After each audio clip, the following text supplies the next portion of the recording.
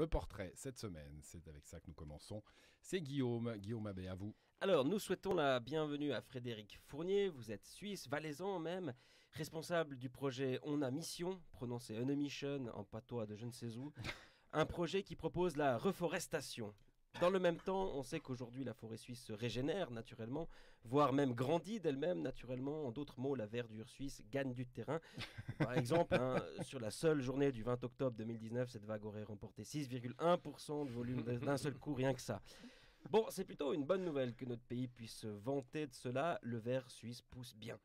Bon alors, l'émission aurait pu s'arrêter là, vous voulez reforester, mais ça se reforeste tout seul. Dommage, Format avait préparé un chant, Beltran d'une poésie.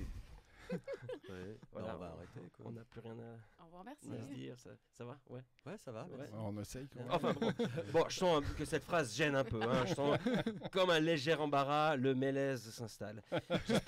J'espère que ce n'est pas le cas chez vous, chers auditeurs. Restez avec nous, ne changez pas de chaîne. En plus, c'est une émission qui s'annonce sympathique. Il y a de jolis petits êtres autour de la table. Alors restez bien calés dans votre canopée.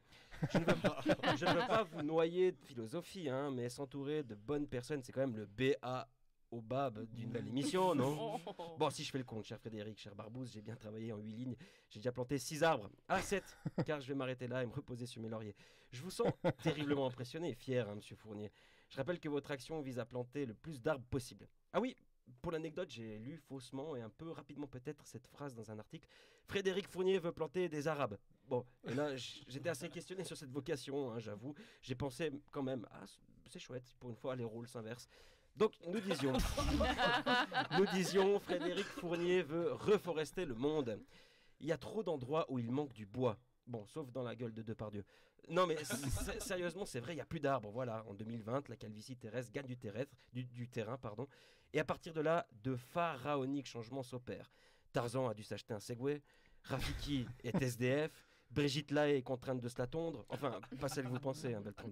On réécrit l'histoire, Jeanne d'Arc et la pucelle d'Orléans meurent d'une MST.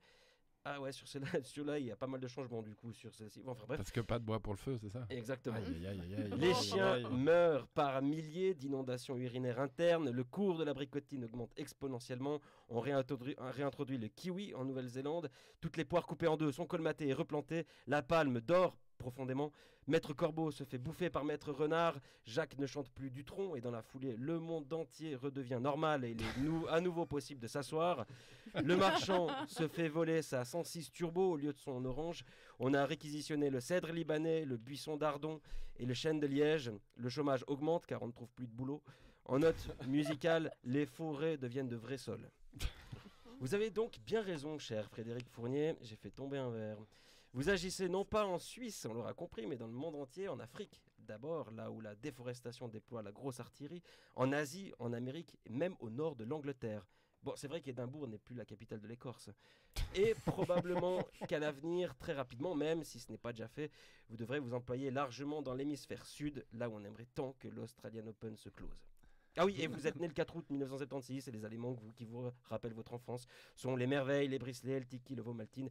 C'est rigolo, moi ça me rappelle mon bypass. Merci Guillaume.